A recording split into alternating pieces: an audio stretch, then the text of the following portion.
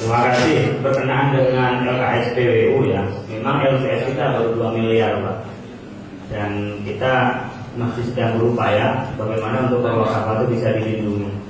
Jadi kita sedang berupaya, karena kan juga nanti yang berkenaan hal ini lebih banyak ngatur OJK Pak ya. Jadi nanti hal-hal yang berkenaan dengan ekonomi nasional dan lokal itu diatur oleh OJK, Kementerian Keuangan dan dia akan lepas. Nah, ketepatan kami dengan Pak Mulyaman ya, sama-sama dari Indonesia kemarin mendorong mencoba membicarakan hal ini lebih rinci agar bisa lebih dijamin. Karena lebih dari 2 miliar, kayak kami aja di BSM itu sudah lebih dari 2 miliar. Itu pun ketika terjadi banyak hal-hal yang harus ya terjadi payung dan sebagainya, banknya sendiri ada masalah kan harus ada dijamin. Sementara wakaf tidak boleh habis, tidak boleh berkurang. Nanti kita sedang upayakan. Yang kedua berkenaan dengan pajak. Sama Pak, ini kita masih nego terus. Mereka selalu berlindung tidak ada ketentuannya. Bagaimana jika bisa mengatur persoalan pajak? Tapi mungkin nanti bisa keringanan masuk dari dana sosial, dana sedekah, sehingga itu bisa tidak ada pajak di dalamnya. Kalau tidak, maka kita harus bayar pajak dari luar. Tidak boleh bayar pajak dari wakaf itu sendiri. Maka oleh karena itu dana yang masuk di situ, andaikan ada hasil pembagian hasilnya, maka kita hanya untuk bayar pajak, bukan untuk pada masyarakat. Kalau ini belum bisa diselesaikan, kita coba diupayakan ini Pak. Berkenaan dengan Ibu Husna di Gorontalo pertama, Bu Misna, apakah boleh? Secara undang-undang boleh. Secara undang-undang boleh. Jadi kami tidak bisa membatasi sesuatu yang tidak dibatasi oleh undang-undang. Dan di Jakarta banyak sekali yang dari bapaknya, nadir anaknya, keluarganya. Kayak kemarin kasus di Kuningan, karena istrinya lebih dari satu, ya di Kuningan sini, di Jakarta, lalu udah ada pergantian nadir, ternyata ada political will katanya, ada pembagian rumah, ada yang menggugat dari istri yang lain gitu. Jadi persoalannya kalau kita punya istri lebih dari satu, itu satunya setuju dari satu istri, dari istri yang lain tidak setuju. Nah yang menjadi masalah BWI semuanya ngelapor ke BWI. Jadi kami kan melihat hukum faktanya saja sesuai secara aturan benar, lalu nilainya juga memang lebih banyak, kita loloskan. Ternyata ini awalnya ada masalah, setelah 6 bulan ada masalah yang menjadi nadir dikeluarkan dari nadir oleh anak dan istri yang lain, hanya menggugat sampai ke ombudsman, sampai suratnya ke presiden segala. Nah, yang kedua, yang pertama saya bilang bisa Bu ya. Persoalan nanti etik bagaimana ya kembali pada masyarakat. Tapi secara undang-undang KUA sudah bisa. Saya wakafkan di antara nadirnya, saya tidak sendiri, banyak anaknya, keluarganya, silakan, tidak ada masalah. Nah, yang kedua, ingin melaksanakan wakaf uang, bagaimana? Kalau berkenaan dengan BWI itu sendiri, itu sentral. Jadi rekening wakaf itu jadi satu. Tapi nanti pendapatan berapa, dia ingin investasi, umpamanya di Gorontalo, investasi yang Gorontalo ada yang sektor real yang mau digarap, lalu secara visibility tadinya oke, maka pendapatan di Gorontalo bisa dikeluarkan untuk investasi di Gorontalo. Tapi dana wakaf itu menjadi satu di dalam satu rekening. Kenapa kami lakukan ini? Sekali lagi, uang beda dengan tanah. Kalau orang itu sengketa soal wakaf tanah, itu selamanya gak akan hilang tanahnya. Tapi sengketa wakaf uang, mumpung belum selesai, uangnya sudah putar dunia. Yang kedua, memudahkan kami secara administrasi pelaporan tentang pewakafan BWI secara nasional. Karena BWI tidak otonom, itu perwakilan. Beda dengan Basnas. Basda itu tidak ada hubungannya dengan Basnas. Dia inherent. Tapi kalau BWI itu kepanjangan jadi satu, makanya disebut dengan BWI perwakilan. Maka kalau BWI yang ada dalam rekening itu satu rekening, dan nantinya di mana yang paling banyak ingin investasi kembali ke daerah itu, kita akan kembalikan secara akuntabel, proyeknya apa, visibility-nya ada apa, kita akan kembalikan di situ. Tapi kalau itu yayasan, itu badan hukum atau organisasi, memang kita sudah ada checklistnya apa saja dilengkapi. Di antaranya di dalamnya harus ada orang yang ngerti finance. Jangan sampai kita mengumpulkan wakaf uang semuanya itu ahli di bidang sektor real. Dia harus ngerti soal finance, dia ngerti soal bagaimana investasi keuangan, bagaimana produktifkan uang, harus ada di antara nadir yang ada di dalamnya itu. Maka biasanya seleksi kami lebih ketat berkenaan dengan wakaf uang ini. Pertama, untuk menjaga akuntabilitas Yang kedua, memastikan bagaimana wakaf ini bisa produktif. Jangan setelah dikasih uang hanya ditaruh di deposito lalu tidak tahu bagaimana, pokoknya tidak tahu apa katanya bank. Bank itu kustodian. Jadi LKS itu penerima, nanti yang menggunakan siapa? Tetap nadirnya. Tetapi pada proyek tertentu harus melibatkan dari pihak bank itu. Untuk apa? Menjamin kepastiannya. Kecuali wakaf uang yang jangka waktu, tidak selamanya. Dalam jangka 5 tahun, ada orang wakaf uang hanya 5 tahun. Ia tidak boleh ditarik menjadi sektor real. Ia harus diinvestasikan hanya di bank itu saja, di produk bank itu saja. Apa saja tawaran-tawaran di bank itu harus di bank itu saja, tidak boleh pindah ke bank lain. Kekhawatiran apa? Ketika jatuh tempo ternyata orang yang punya uang mau ngambil, saya nyewakan 5 tahun, pas 5 tahun mau diambil uangnya nggak ada, atau uangnya masih ada di masyarakat. Ini kan yang menjadi sasaran pasti banknya. Untuk mengamankan dan kepercayaan ini, maka wakaf uang yang jangka waktu tertentu itu tidak boleh dikeluarkan dari bank itu, harus hanya di produk bank itu saja. Ini karena di uang, di wakaf uang ada wakaf uang jangka waktu tertentu, bisa wakaf uang itu untuk selamanya. Ini untuk mengamankan di perwakafan, karena bank posisinya kustodian, penerima dan penyimpan yang menggunakan itu tetap nadirnya. Jangan salah kira bahwa bank itu menjadi nadir, bukan. Bank tidak menjadi nadir. Bank itu hanya penerima, bank sebagai penyimpan, dan bank hanyalah menjadi seperti sehingga kita investasi agar benar-benar terlaksana dengan baik. Dan ada bantuan tanah wakaf dijual, itu tidak boleh, Bu. Dan tidak mungkin bisa dirubah kalau sudah sertifikat. Kecuali yang tidak sertifikat, itu namanya hanya wakaf via lisan, lalu masih administrasi biasa, itu bisa dijual. Tapi kalau sudah menjadi sertifikat wakaf, itu nggak bakal bisa dirubah nama, tidak mungkin digantikan. Sesuai dengan undang-undang kita dan sesuai dengan ajaran wakaf, la yuhabu wa la yurasu wa la yuba'u. Tidak boleh diberikan, tidak boleh diwariskan, dan juga tidak boleh diperjualbelikan. Jadi memang harus tetap. Maka orang wakaf itu kan memindahkan miliknya kepada Allah. Nadir itu bukan yang punya, nadir itu adalah wakil Allah. Sebenarnya konsekuensinya besar kalau kita bicara keagamaan. Jadi dia menjaga, dia memelihara, dia memproduktifkan milik Allah. Ini sebenarnya mixture of economy. Jadi kalau ekonomi kapitalis itu hanya orang yang punya modal, ekonomi sosialis komunis itu hanyalah bagaimana uang itu bisa diproduktifkan semaksimal mungkin dan menjadi milik bersama. Tapi wakaf ini mixture ekonomi antara kita dan masyarakat itu kembali kepada Allah, tapi yang mengelola kita. Jadi tidak boleh dijual dan selamanya tidak boleh diwariskan dan juga tidak boleh dihibahkan. Bagaimana pembinaan nadir yang belum dilakukan? Nah inilah masih tanggung jawab kita. Oleh karena itu kami mengatakan belum maksimal PBW ini, juga kementerian itu belum maksimal, masih banyak yang harus digarap ke depan. Ini kita mencoba terus untuk melakukan pembinaan. Tetapi kita mencoba menggunakan bagaimana masyarakat juga berperan, tidak hanya peran pemerintah, tidak hanya peran lembaga. Soal tanggal 30 tadi Pak Direktur, Pak Sutami udah cerita ke saya, Ibu. Pak Dan, ini saya bilang badal karena Pak Toha masih di Malang. Syukur-syukur tanggal 30 itu Pak Toha bisa hadir sendiri ke Gorontalo. Kita berharap seperti itu. Nah, selama masih bisa kami biasanya sering mendorong Pak Toha. Tapi Pak Toha ini kan umurnya sudah lebih dari 70. Untung masih sehat, kita pun belum tentu sampai umur 70 atau sesehat beliau 70. Sehingga kadang-kadang kalau terlalu jauh, saya ini juga mikir-mikir nafas, kalau boleh ada satu nafas hilang di jalan gitu.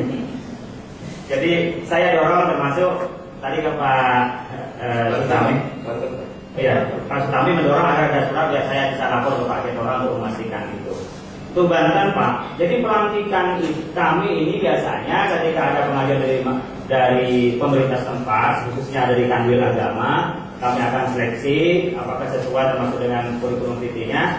Lalu dari situlah kita biasanya meng-SK. Setelah SK, kami mengharap di situ ada komunikasi dengan pemerintah daerah, Pak. Kapanpun kami diminta, kami akan melantik. Tetapi memang kami biasanya minta koordinasi dengan pihak pemerintah setempat. Kemarin katanya alasannya karena masih pilkada. Nah setelah pilkada kami tunggu, kapan saja kami akan siap untuk melantiknya. Oleh karena itu tidak menyesuaikan dengan jadwal di pusat biasanya. Makanya kalau Pak Toha bisa, ya Pak Kiai Toha datang. Ketika tidak bisa, kadang-kadang Kiai HP, kadang-kadang Pak Idin di jajaran wakil ketua karena cuma 2 wakil ketua, Pak Kiai HP Hafid dengan Pak Dr. Mustafa Nasution. Ketika di sana sudah oke dan siap, baru bisa jalan. Kami memang mengharapkan pada pelantikan itu hadir pemerintah setempat, karena persoalan wakaf tidak hanya persoalan agama saja, tapi sudah persoalan ekonomi. Oleh karena itu persoalan dengan ekonomi juga seperti itu. Sama dengan DKI kemarin Pak Ridho bagian haji telepon ke saya, Pak bagaimana DKI? Mulai dulu DKI mau dibentuk sampai yang dicalonkan jadi ketua itu meninggal dunia. Pak Zainuddin MZ. Dulu Pak Sutame masih di DKI. Nah sekarang masih cari figur lagi nih, karena ketua gubernurnya sudah bukan orang Betawi. Jadi tidak harus orang Betawi ketua BWI-nya. Dulu dengan Pak Fauzi Bowo harus Betawi, Pak Fauzi katanya Pak Fauzi Bowo. Ini bertemu langsung. Oke, siapa Pak? Zainuddin MZ. Soal ke belakang terserah, ambil monggo disusul. Ditunggu, nah, diganti Pak Sutami, lain lagi Pak Zainuddin juga sudah meninggal. Ini sedang dicoba lagi untuk DKI untuk bisa diproses, untuk bisa dibentuk. Terima kasih. Assalamualaikum warahmatullahi wabarakatuh. Terima kasih Pak Wali Nabis. Selanjutnya mungkin barangkali karena ini tadi ada pertanyaan sertifikasi, saya minta 1-2 menit. Itu adalah namanya sub wakaf di Dahat. Jadi tanah wakaf yang besar dijadikan pasar, lalu kios-kiosnya itu dikontrakkan. Dia mengambil untung dari mengontrak kios, dari parkir, dari lalu lintas di sana. Bahkan di situ dia bisa bikin produk dan dijual di pasar itu. Jadi pasar itu di atas lahan wakaf ini. Selanjutnya, ya, ini kita bisa melihat di Qatar. Jadi di Qatar itu ada perwakafan sub wakaf namanya. Di Malaysia tetangga kita itu ada kondominium ya, karena kalau di sana itu apartemen itu kayak rumah susun kalau di sini. Jadi kalau yang sifatnya apartemen lebih tinggi, kata orang sini di kondo ya, kondominium gitu. Jadi di sana itu sudah ada apartemen kata orang sini, di sana kondominium, sebenarnya sama hanya istilah saja. Nah itu sudah ada kondominium yang dari wakaf. Kita sedang berupaya yang di Klender, yang ukuran dengan meter itu 5.000, masih belum dapat ACC dari kementerian. Kita ingin mencoba itu menjadi pilot project rusunawa kita. Ini di Jakarta Timur belum dapat pengesahan. Kalau Jakarta Barat yang berupa Islamic Center itu sudah selesai, tapi yang Jakarta Timur belum selesai. Itu kita ingin mencoba menjadi pilot project itu. Bisa saja kerjasama dengan Kemenpora, bisa saja kerjasama dengan swasta, dan itu bisa subsidi silang.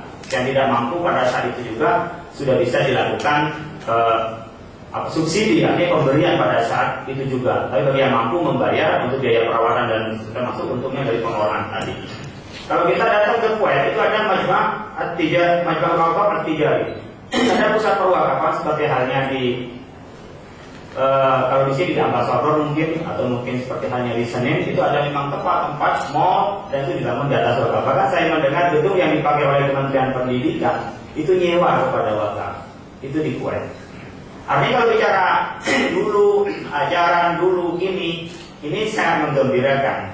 Dan kita Bapak Ibu sekalian di Jakarta tahun 1997 itu menjadi motor Muktamar Wakaf negara-negara anggota OKI untuk bagaimana menjadikan perwakafan ini menjadi pijakan ekonomi umat. Itu di Jakarta tahun 97. Jakarta yang menggagas.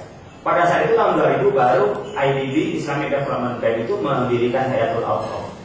Jadi sering disampaikan oleh saudara-saudara kita di luar, kalau gagasan itu cari ke Indonesia. Jadi orang Indonesia itu paling kreatif gagasan, tetapi paling tidak kreatif untuk melaksanakan. Saya alumni Malaysia. Di Malaysia itu sangat jarang sekali mendapatkan ide-ide baru, ide dari cemerlang, tapi mereka konsisten melaksanakan ide-ide orang lain yang cemerlang. Jadi dia konsisten melaksanakan, kita konsisten untuk memberi ide. Oleh karena itu acara kita di mana-mana, kalau seminar, kalau workshop, kalau dialog di TV, itu kan nggak berhenti-berhentinya. Kita senang aja dialog itu. Selesai dialog selesai. Jadi tidak terimplementasi. Ya termasuk saya barangkali. Ini budayanya budaya bicara, masih belum budaya kerja. Jadi kita masih senang diskusi, belum budaya kerja. Maka ketika bicara gagasan itu kita paling hebat. Sama halnya dengan Ketika kita melihat teman-teman saudara-saudara kita yang menjadi tenaga kerja ke luar negeri, itu kalau tidak paling bodoh, paling pintar sekalian. Jadi kalau yang teman-teman di kelas menengah itu pasti menjadi orang yang paling cemerlang di Jepang, di Jerman, di mana pasti orang-orang yang hebat. Begitu juga yang keluar ya TKW, pembantu, pekerja kasar gitu. Jadi yang ada di dalam negeri ini yang setengah-setengah, nggak terlalu pintar juga tidak terlalu bodoh. Ini yang di dalam negeri. Nah, oleh karena itu masih sering diskusi terus di kita ini. Nah, Bapak Ibu sekalian, bicara wakaf di Indonesia, kita bisa melihat selanjutnya. Nah, kita secara legal formal, kita sudah cukup. Sudah ada Undang-Undang 41, sudah ada PP-nya 42. Jadi sudah tidak ilegal lagi kita bicara. Mungkin sebelumnya itu masih bicara bagaimana aspek legalnya, bagaimana aspek perundang-undangan. Ini satu-satunya di antara hal yang lain itu yang masuk ke ranah hal yang sunnah, tapi masuk dalam ranah perundang-undangan kita. Bicara zakat itu yang wajib, haji itu yang wajib, tapi wakaf ini yang sunnah, tetapi masuk ke dalam perundang-undangan kita. Jadi aspek legalnya kita sudah luar biasa bisa masuk di Indonesia, karena di negara kita kan bukan negara Islam, tetapi hukum Islam itu bagian dari sumber perundang-undangan kita. Nah, boleh saja kita mengajukan sebatas itu menjadi common sense kita, menjadi sesuatu yang umum bagi kita dan tidak menyinggung kepada yang lain. Coba kalau kita bicara hukum pidana Islam, itu pasti ribut di Indonesia. Tapi ketika bicara wakaf, bicara ekonomi syariah, bicara haji, karena itu tidak menyinggung dengan orang lain, itu tidak ada masalah. Nah, ini bagian dari yang sunnah yang masuk ke dalam legislasi kita. Maka secara legal formal kita sudah tidak ada alasan lagi untuk mengatakan perwakafan tidak bisa jalan karena legal. Jadi secara legal sudah ada. Nah, secara berikutnya, secara potensi di Indonesia, Bapak sekalian, ini data di kita tahun 2011 Kementerian Agama ada 420 lebih di lokasinya. Sementara 3,4,9, 3,5 lah. Ini kan yang baru terdata di Kementerian Agama. Saya yakin tidak terdata itu hampir sampai mungkin 30%. Yang lewat ya Pak ya, dari yang tidak terdata. Mungkin Bapak Ibu sekalian tahu lah di lapangan itu yang terdata ini yang masuk. Yang tak terdata itu yang memang menjadi artinya sudah dilakukan sebagaimana wakaf tetapi tak terdata oleh kita. Ini sudah 3,5 miliar. Kalau dijadikan negara Qatar itu sudah jadi 7 negara ini. Kalau jadi Singapura itu jadi berapa? Sudah 8 negara yang kalau jadi Singapura. Kalau jadi satu harta wakaf kita, betapa kayanya kita. Ini baru aspek uang, aspek tanah saja seluas ini. Jadi kalau bicara potensi, luar biasa lah potensinya. Sama dengan kekayaan kita di Indonesia, emasnya, tambangnya, melimpah semuanya, batu baranya. Tapi kenapa kita kelaparan? Ini kita nanti menjadi evaluasi kita semua. Jadi bukan hanya persoalan perwakafan. Jadi di Indonesia mempunyai persoalan-persoalan yang serius. Kita kaya, tetapi kenapa kok menjadi miskin gitu? Ini. Nah, ketika bicara potensi, selanjutnya potensi cash wakaf kita. Dengan jumlah penduduk 237,6 juta penduduk di Indonesia. 237,6 juta. Anggap saja lah, kita kan 88% itu umat Islam. Anggap saja kita 200 saja yang Muslim, atau 180 saja yang Muslim. Dengan kalkulasi yang sering dibacakan oleh kita, kalau ada umat Islam jumlahnya mamanya 4.000, ada yang masih wakaf 5.000, ini sudah terkumpul dalam satu tahun itu 240 juta. Kalau bisa memberikan 5.000 saja, mamanya dengan 550.000 saja sampai dengan 1.000, maka kita bisa terkumpul 120 miliar, 1,2 miliar yang bisa kita kumpulkan. Kita sering kali kita menggunakan handphone. Biaya BlackBerry kita kan sudah 100 per bulan. Biaya kita umpamanya iseng-iseng, saya yakin Bapak Ibu sekalian itu gak bakal kurang dari 500.000 biaya teleponnya per bulan. Saya yakin itu semua di antara kita. Lain dari kekurangan harga. Umpamanya kita beli handphone harganya 3 juta, dalam jangka 1 tahun sudah turun jadi berapa? Itu kan sudah bisa dihitung divisinya dari anggaran pemakaian itu. Maka bisa dihitung rata-rata barangkali di antara kita itu 1 juta lah pemakaiannya untuk biaya komunikasi saja. Kalau itu bisa dikurangi umpamanya dari biaya itu menjadi 600, 400-nya atau menjadi 800, 200-nya itu diwakafkan. Dengan biaya itu potensinya besar sekali. Ini potensinya. Jadi ketika bicara potensi di Indonesia, pasti ekspektasinya kita itu pasti tinggi. Dengan nilai sejarah, dengan success story-nya, lalu dengan potensi yang ada di Indonesia. Nah, tantangannya apa Bapak Ibu sekalian? Ini bicara kita tantangan kita. Selanjutnya, tantangan kita ini bersertifikat itu 67,22% dan tidak bersertifikat itu ada 32% tidak bersertifikat. Atau sertifikat tapi diompetin sertifikatnya. Jadi karena bentrok antar keluarga, yang ngelola lain, yang pegang sertifikat itu lain. Akhirnya tidak pernah diusulkan perubahan nadir, tidak pernah diusulkan tentang bagaimana perbaikan karena diliputi bentrok. Biasanya yang begini ini kalau sudah banyak pendapatannya dan tidak merata pendapatan itu, akhirnya apa? Menghasilkan perbedaan pendapat. Nah, ketika berbeda pendapat ini biasanya sudah mulai masing-masing itu, ya bagaimana mengambil alih dari perwakafan itu. Ini bagian dari kita. Nah, jadi kita ini yang tercatat masih 32,78% yang tidak bersertifikat. Nah, Kementerian Agama memberikan sertifikat itu gratis. Kita masih evaluasi nanti, barangkali kita ingin mendengar bagaimana efektivitasnya untuk sertifikasi yang gratis diberikan kepada masyarakat. Bagaimana bisa sampai kepada masyarakat. Ini juga menyampaikan informasi ini yang juga tidak mudah kepada masyarakat. Bagaimana bisa sampai tentang wakaf ini makanya di-cover oleh negara, di-cover oleh undang-undang, dan juga didorong oleh negara. Padahal ini sebenarnya awalnya itu berangkat dari keinginan masyarakat. Nah, kita bisa melihat wakaf di Indonesia lebih banyak dikelola oleh perorangan 66%, dan organisasi itu 16%, badan hukum 18%. Ketika 66 perorangan, biasanya nadir ini itu biasanya nadir, mohon maaf sekali lagi, yang bau tanah. Jadi tidak berpikir pengembangan, tapi lebih banyak bagaimana dia hanya merawat perwakafan itu. Kalau ini organisasi 16 diantaranya NU, Muhammadiyah, DDI, PRT, Persis dan sebagainya. Nah, masih ini. Oke. Kalau ini coba lihat, ini masih segitu. Jadi selain itu harta wakaf juga lebih banyak yang tidak menghasilkan, 77%. Ini hasil penelitian UIN tahun 2008. Jadi 77% tidak menghasilkan daripada yang menghasilkan 23%. Menghasilkan itu mungkin berupa sekolah. Kalau dihitung lagi yang menghasilkan lebih kepada ekonomi, kesejahteraan, mungkin lebih kecil lagi. Ini perlu dilakukan, ada penelitian-penelitian lanjutan.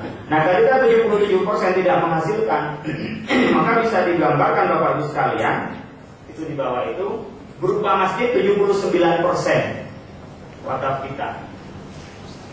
Berada di wilayah pedesaan itu 59%, dan ada yang di perkotaan itu adalah 41%. Selain itu diketahui bahwa jumlah nadir yang bekerja secara penuh waktu itu minim sekali, hanya 16%, sementara yang tanpa upah sambilan itu 84%. Mungkin yang ini seperti dompet du'afa, seperti tasbiyah, darut tauhid itu yang pakai upah. Yang sudah mulai semuanya dompet umat, dana umat dan lain sebagainya, itu yang sudah mulai pakai upah. Kita seringkali kok mengambil atau kok bekerja di bidang kewakalan kok mengambil upah. Kita kadang-kadang heran. Sebenarnya tidak ada masalah kalau dia bisa mengembangkan dengan baik. Sebenarnya dia mengambil gaji dari kerjaan dia sendiri. Jadi manajemennya sudah manajemen modern. Saya gambarkan secara sederhana saja. Manajemen tradisional itu ketika punya uang 100 juta, ada dana wakaf nilainya 100 juta, lalu dikembangkan menjadi 120, kita menganggap untungnya sudah 20 juta atau 20%. Itu manajemen tradisional. Tapi ketika kita masuk pada manajemen modern, bagaimana yang 20 ini harus menghasilkan 60%. Jadi dalam setahun harus menjadi 160 juta. Ketika dia hanya dapat 100 50 juta, artinya dapat untung 50, dia masih rugi 10. Oleh karena itu dia bisa kita bayar sesuai dengan profesionalismenya sebagai pengelola, dan dia bisa mengambil dana dari situ, tapi harus sampai pada target ini. Itu manajemen. Akhirnya apa? Sebenarnya yang diambil oleh dia adalah gaji itu dari hasil kerja dia, bukan dari harta wakaf. Daripada dia tidak digaji seadanya dari kelebihan, tetapi tidak menghasilkan apa-apa. Kita bisa melihat aja yang kecil-kecil kayak di Masjid Pondok Indah, dari aspek acara, dari menyewakan tempat, ya di bawah itu tempat untuk resepsi dan sebagainya. 1 tahun itu tidak pernah kurang dari 4 miliar hasilnya. Itu di Masjid Pondok Indah. Dan ini diberikan oleh mereka setiap 6 bulan ada 600 beasiswa untuk anak sekolah. Itu baru dari gak begitu banyak, hanya orang jualan di pinggir-pinggir, lalu acara resepsi, ya tidak terlalu banyak. Itu sudah 4 miliar dari hasil operasi, sudah dipotong gaji dari orang yang kerja, dipotong dari umpamanya perawatan. Itu tidak pernah kurang dari 4 miliar setiap tahunnya. Masjid Pondok Indah gitu. Nah, di kita banyak kan masjid itu yang letak-letak itu, letak-letak itu lagi khutbah. Jadi jalan ke kota sama letak-letak gitu. Kalau enggak ketika mau bangun tuh naruh tong tengah jalan kan gitu. Jadi kita jadi khotib itu jadi tidak konsentrasi, kadang-kadang lupa, bisa blank itu melihat letak-letaknya. Ya. Kalau enggak kita kan merasa pahlawan pinggir jalan, minta sumbangan tuh bangun masjid. Naruh tong tengah jalan. Padahal Nabi Muhammad SAW mengajarkan kalau ada duri di tengah jalan disuruh singkirin. Tapi kenapa kita bangun rumah ibadah kok malah naruh tong tengah jalan? Ini banyak yang perlu dievaluasi oleh kita. Kenapa tidak melalui pengembangan-pengembangan? Saya sering menceritakan bagaimana Masjid Baitul Qadim di Jembrana, Bali. Selain masjid, dia juga mewakafkan pemanya sebidang tanah, tempat usaha, pertanian dan sebagainya untuk merawat dan juga termasuk mengembangkan masjid itu dari aspek lain. Jadi ketika memberikan tanah tidak hanya masjid saja, tetapi ada tempat-tempat lain untuk membiayai masjid itu. Nah, ini kita masih wajib kita inginnya seperti ya kuburan, gambar masjidnya masjid seperti itu. Jadi yang dianggap pahala itu kalau ditempati sholat saja, tapi tidak berpikir bagaimana sebenarnya ketika orang yang sholat itu juga disejahterakan. Ketika kita umpamanya orang sulit sekarang sholat Jumat karena bekerja, coba sekarang setiap masjid yang punya tanah wakaf bagus, lalu nanti ketika orang sholat pulangnya dikasih 10.000, saya yakin tukang bajai, tukang ojek itu pasti Jumatan di masjid itu, nggak usah disuruh. Pulangnya dikasih 10.000 dari hasil pengelolaan masjid. Jadi dibalik, bukan orang datang ke masjid bawa uang untuk nyumbang ke kotak amal itu, tapi dari hasil pengelolaan wakaf itu kita berikan kepada orang yang sholat Jumat. Saya yakin nanti tidak perlu disuruh sholat Jumat. Tukang ojek, sopir pasti berhenti di situ untuk sholat Jumat di situ. Selanjutnya, di kita dari awal minim sosialisasi. Sering saya temuin itu, mohon maaf, ketika kita menggunakan sarana instrumen pemerintah di bawah, yang ikut itu juga. Saya sering ketemu lebih dari 3 kali, kok ini terus yang itu. Kalau yang saya omongin sama terus dia terus yang dengerin, kan tidak puas. Ini bagaimana kita bisa orang yang pernah ikut tidak ikut lagi. Contoh saja diklat, saya ngisi diklat, itu ada yang sudah yang ketiga itu. Setiap saya ngisi dia salaman ke saya. Untuk saya itu ngisinya ganti-ganti. Awalnya administrasi, umpamanya wakaf uang. Besok saya ganti ngisi berkenaan dengan paradigma wakaf. Ganti lagi berkenaan. Jadi untuk materi saya itu tidak sama. Tapi ini salaman ke saya sudah 3 kali ngikutin diklat itu. Nah ini mungkin pendistribusian bagaimana acara tidak itu saja. Barangkali karena Bapak itu sekalian bagian dari aparat kita. Itu perlu juga seleksi agar pengetahuan ini terdistribusi. Yang tadi di awal saya ceritakan ternyata semacam workshop ya atau seminar internasional di YIN Surabaya, yang itu kalangan intelektual, itu dari kalangan ormas. Ternyata mereka tidak begitu mengenal persoalan wakaf, apalagi mengerti soal Undang-Undang 41 ini. Ini saya bagian dari yang menjadi evaluasi kita untuk program di 2014 dan selanjutnya. Segmen mana sebenarnya dalam proses sosialisasi ini? Kemana? Ini sekarang kadang kita di internal sendiri juga masih belum begitu tahu antara wakaf sendiri, apalagi yang baru pindah dari tempat lain ke zakat, yang dari haji pindah ke wakaf. Itu kadang-kadang masih problem di internal sendiri. Apalagi harus kita menyampaikan kepada yang lain. Jadi sebenarnya kita menjadi penghambat utama persoalan sosialisasi ini untuk merubah paradigma wakif, untuk merubah paradigma nadir, untuk merubah paradigma masyarakat ketika menganggap wakaf itu. Karena kan kita kebawa dari pemahaman Syafi'iyah bahwa wakaf itu nggak boleh diotak-atik. Kena pola. Jadi wakaf itu kayak serpihan-serpihan dari Al-Quran yang sobek itu. Jadi seperti apapun tidak boleh dikembangkan, tidak boleh dirubah, harus ditaruh karena ini harta wakaf. Ini yang masih ada. Oleh karena itu sosialisasi menjadi hal yang paling niscaya bagi kita. Mungkin tidak kurang lah dari Kementerian Agama itu sosialisasi, tetapi punya masih kurang masif gitu. Mungkin anggarannya perlu ditambah, bagaimana pelibatannya, bagaimana juga cara juga sosialisasi.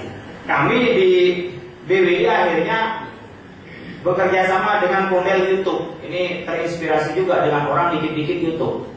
Jadi hal-hal yang pernah disampaikan di televisi oleh Kementerian Agama, oleh BWI berkenaan dengan wakaf, kita masukkan di sini. Jadi orang bisa mendengar ulang, orang bisa mendownload, orang bisa juga melihat. Mungkin pada saat itu tidak nonton, bisa taruh di sini. Mungkin kalau orang itu malas baca, mungkin mereka malas untuk mendownload untuk baca. Tapi ketika nonton barangkali sambil lalu. Jadi kami sekarang menghimpun termasuk Ronjeng Wakaf Uang yang di Presiden, lalu beberapa tempat yang kita melakukan sosialisasi wakaf. Kita coba edit yang baik, tidak diambil yang penting-penting, kita bisa masukkan di YouTube ini. Ini bagian dari sosialisasi yang murah meriah, dan sekarang sudah lintas tempat, lintas waktu, lintas usia, sehingga orang barangkali bisa masuk untuk melihat dari perwakafan. Ini bagian dari sosialisasi. Tapi mungkin ada hal lain yang lebih masif, bagaimana orang bisa ngeh dengan perwakafan ini. Karena pengalaman saya pada bulan Juli, sebelum Ramadan itu ya, bulan Juni, kami melakukan bagaimana pembinaan nadir dari aspek koperasi agar ada perkumpulan nadir lalu bisa membentuk koperasi. Kami coba datang ke Kementerian Koperasi, bagaimana wakaf ini menggunakan instrumen koperasi. Kami menjelaskan ke orang koperasi itu lebih dari 3 kali wakaf itu apa, bedanya mas sedekah itu apa, bedanya mas zakat itu apa. Dia juga tidak tahu, padahal ini orang sudah eselon 2 di Kementerian Koperasi, tidak tahu kalau ada Undang-Undang 41 ini. Ini contoh gitu loh, saya tidak untuk. Ini contoh bagaimana di antara kita yang pejabat negara, bagaimana di antara kita yang memang konsen dengan keislaman, dengan perwakafan organisasi itu belum mengerti tentang perwakafan ini. Ini menurut saya menjadi PR kita, bagaimana kita bisa melakukan sosialisasi ini. Kementerian Agama sudah bikin khutbahnya tentang wakaf, tapi ketika tidak ngerti persoalan wakaf, bagaimana dia khutbah soal wakaf? Jadi tidak ngeh, paling khutbahnya ittaqullah terus, takut kepada Allah terus, diulang-ulang lagi ittaqullah lagi gitu. Tapi dalam khutbah itu jarang memberi pencerahan lumayan berkenaan dengan wakaf. Ketika saya mencoba memberi umpamanya seperti di Lemhana, saya menyampaikan khutbah berkenaan dengan perwakaf. Selesai itu orang-orang minimal yang hampir pensiun, yang uangnya banyak, dia kepengen hidup tenang, ingin punya saham akhirat, itu pasti nyamperin, kemana Pak saya mau berwakaf. Jadi sebenarnya kalau disosialisasikan, orang kita ini orang-orang dermawan sebenarnya. Tetapi kepada siapa yang dipercaya dan bagaimana cara menyalurkan, ini yang mesti minim di tengah-tengah kita. Selanjutnya, saya bermimpi seperti ini Bapak Ibu sekalian yang akan datang. Jadi kalau ini contoh yang kiri ini ada bangunan besar yang bisa mengalahkan Pentagon. Jadi kalau ada Usama bin Laden itu mau nyerang sudah kena. Yang sebelah kanan ini kita ingin Masjid Al-Mughni, contoh kami yang ada di Gatot Subroto itu di tengah gedung SCTV. Masjidnya itu kumuh, masjidnya juga tak terawat, bisa tidak itu dibikin pemanya tetap ada masjidnya, tapi ada swalayannya, lalu juga ada perkantorannya, juga ada pertemuan untuk resepsinya, Setelah itu orang yang mau sholat Jumat di masjid itu diberilah dari hasil pengelolaan ini. Ini idealnya. Jadi bisa saja ini untuk masjid, ya. Lebih dari pengelolaan ini bisa dikasihkan untuk masjid-masjid yang terdekat dari masjid itu. Apakah untuk karpetnya, apakah untuk sajadahnya, itu baru mimpi. Ke depan bisa tidak hal yang seperti ini. Nah, kita Bapak Ibu sekalian selanjutnya kita bisa bikin seperti ini percontohan, barangkali di DKI percontohan seperti ini. Dari dana itu yang kan ada dana produktif yang disalurkan, bisa tidak dibikin satu lokasi itu tanahnya tanah wakaf lalu dibangun. Jangan sampai seperti hanya di beberapa tempat Kuningan atau Medan dikasih 2 miliar mau membangun yang 8 miliar. Akhirnya dana yang produktif malah menjadi tidak produktif. Jadi perlu juga ada visibility study-nya lalu berkenaan dengan bagaimana proyeksi dari perwakapan. Nah, kita Bapak Ibu sekalian membutuhkan ini sebenarnya yang dibutuhkan oleh kita dari perwakapan ini. Yang pertama tentang legal institusionalnya, kita sudah ada untuk legal konstitusional kita. Ada undang-undang, ada PP, bahkan ada peraturan menteri, kita sudah ada. Lalu yang kedua, kita perlu kepercayaan masyarakat. Karena wakaf itu bersumber dari masyarakat. Jadi dari dana pihak ketiga sebenarnya. Pemerintah hanya stimulan, bukan sepenuhnya proyek pemerintah. Ini sebenarnya asimilasi antara kekuatan masyarakat dengan kekuatan pemerintah. Ini kemitraan yang sebenarnya ada pada perwakapan. Karena pemerintah mungkin bisa berwakaf, tapi lebih banyak yang sudah menjadi tradisi masyarakat mulai dari pra kemerdekaan. Juga ada modal intelektual. Karena sekarang wakaf tidak hanya tanah, tapi sudah masuk saham, sudah masuk hak cipta, sudah juga masuk ke properti, sudah masuk ke ranah-ranah bisnis lainnya. Sekuritas, pasar modal, itu tidak mungkin kalau kita tidak punya modal intelektual. Jadi wakaf tidak lagi hanya menjaga kuburan, tapi wakaf sudah masuk di ranah-ranah ekonomi dan ranah-ranah bisnis. Oleh karena itu, intelektual perwakafan itu sudah mulai diperlukan. Sekarang sudah marak di perguruan-perguruan tinggi yang mengkaji perwakafan. Tetapi seringkali kita mentok. Ini kalau yang mohon maaf saya berusaha UIN juga. Yang dari UIN pasti yang di otak-atik itu hukumnya, yang di otak-atik itu legalnya, yang di otak-atik itu saja. Jadi perdebatan khilafiyahnya sampai selesai itu hanya khilafiyah. Kita belum beranjak bagaimana wakaf itu produktif, bagaimana manajemen wakaf, bagaimana pengembangan wakaf, itu masih sedikit. Sebagian dari UI mencoba bagaimana wakaf itu masuk di saham, tapi belum penetrasinya belum begitu kuat. Karena biasanya kalau di UI itu lebih menyiapkan tenaga kerja, tapi kalau di UI itu lebih menyiapkan tenaga pemikir. Maka kalau wacana biasanya pasti kuat di UI. Tapi kalau di UI diajar diskusi dan wacana biasanya tidak begitu kuat. Karena mereka memang diajari untuk menjadi human technical. Oleh karena itu setelah modal intelektual itu ada human technical. Jadi tidak berarti salah orang mau diskusi terus, tetapi kapan mau bekerjanya? Siapa yang bisa mengajarkan? Ada orang yang tidak bisa bicara, tapi ketika ada gagasan, dia sudah bisa menggambarkan turunan-turunan gagasan itu seperti apa sampai menjadi realita. Gitu. Lalu berikutnya ada modal networking. Jadi ada jaringan di kita. Jadi tidak bisa masjid hanya sendiri masjid, harus dibikin semacam ya asosiasi nadir, ada dibikin semacam ikatan-ikatan nadir, dan juga bisa hubungan-hubungan dengan luar. Di luar nadir ada produk. Kecil-kecilnya lah asosiasi nadir itu ada dana yang lebih, lalu bikin produk kerajinan, ada produk industrinya, ada produk yang bisa dijual. Bagaimana koko, kopiah, sarung, celana, sajadah itu bisa diproduk oleh minimal kalau antar nadir, antar masjid itu bisa memproduk sendiri, tidak keluar, bahkan bisa menjual keluar. Lain yang memang nadir produktif, umpamanya memang berupa pom bensin, berupa kontrakan, berupa perkantoran dan sebagainya. Itu sudah jelas. Gitu. Nah, itulah yang baru terakhir itu finansial. Jadi modal itu bukan satu-satunya bantuan finansial. Finansial itu yang terakhir. Kita punya finansial sebanyak-banyaknya, ketika tidak punya kemampuan untuk intelektualitas dan juga ilmu teknikalnya, nggak jalan. Contohnya bantuan-bantuan KUT pada masa reformasi itu. Orang-orang yang menerima bantuan ada kalanya dia tidak membantu, tidak dipakai untuk bisnis, malah kadang-kadang dipakai untuk kawin lagi, kadang-kadang dipakai untuk bikin rumah, kalau dipakai beli mobil. Ya sama lah dengan orang yang punya warisan banyak tapi tidak mampu memproduktifkan, lama-lama habis. Jadi habis dimakan juga. Jadi finansial itu bukan satu-satunya.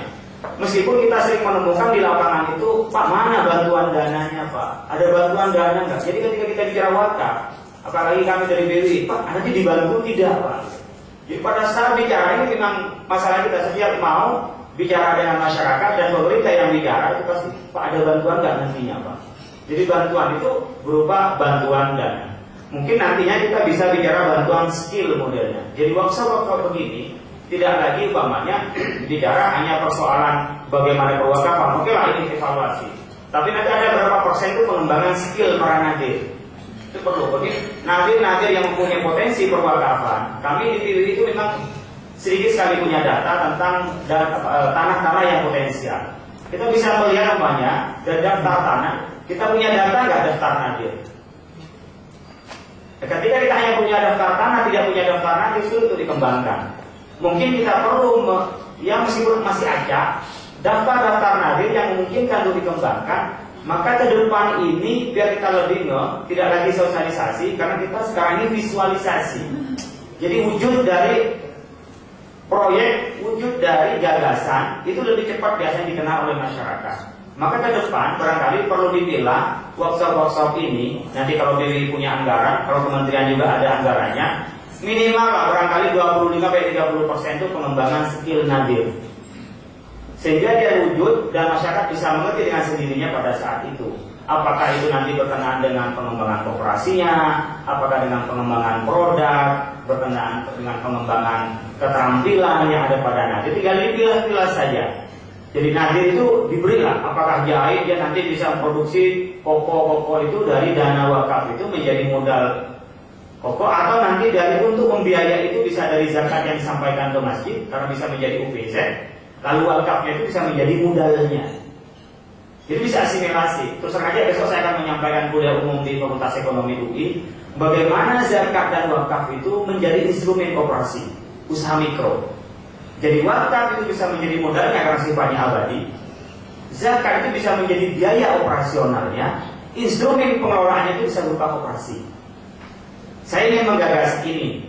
Jadi UPZ atau lembaga atau yayasan itu bisa menjadi penerima zakat, karena zakat ini bisa disalurkan, bisa menjadi biaya operasionalnya.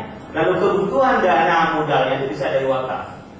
Kalau ini bisa menjadi kekuatan, maka koperasi yang memang diamanatkan oleh konstitusi kita berdasarkan kekeluargaan dan gotong royong itu bisa terpenuhi dengan kekuatan zakat dan wakaf, apalagi masih menghitung sedekah itu. Dan itu tidak kecil potensi kita. Dalam tadi wakaf aja sudah cukup banyak, zakat sendiri bisa sampai 200 triliun loh. Hasil penelitian IDB di Indonesia, potensi zakat kita itu 200 triliun. Nah, kalau kita bisa menghimpun 1 miliar saja kan sudah bisa bergulir di masyarakat. Dalam satu kecamatan 1 miliar saja itu sudah bisa bergulir menjadi modal usaha, sehingga kita bisa mendorong yang awalnya menjadi mustahil menjadi muzaki. Nah, yang kita harapkan Bapak Ibu sekalian selanjutnya, wakaf itu bisa menyelesaikan ini, tapi jangka panjang, tidak makan. Kalau kurban dan lain sebagainya itu pada saat itu juga, zakat itu tidak boleh diproduktifkan selagi masih ada yang memerlukan. Dia diproduktifkan itu wakaf instrumennya. Oleh karena itu jangka panjang orang yang antri zakat seperti itu, lalu busung lapar, anak nelayan kita yang terlantar seperti itu diselesaikan. Orang sakit, nah sekarang tidak bisa kita orang miskin itu sakit masuk rumah sakit karena deposit dan lain sebagainya. Oleh karena itu jangka panjang kita menyelesaikan secara komprehensif. Tetapi ketika bicara zakat, sekali lagi mohon maaf, zakat itu ya pada saat itu juga, ya bisa dihabiskan pada saat itu juga. Tapi wakaf itu lebih pada jangka panjang. Mungkin itu dari saya, nanti kita bisa teruskan dengan diskusi. Kurang lebihnya mohon maaf. Allahumma fikir. Assalamualaikum warahmatullahi wabarakatuh.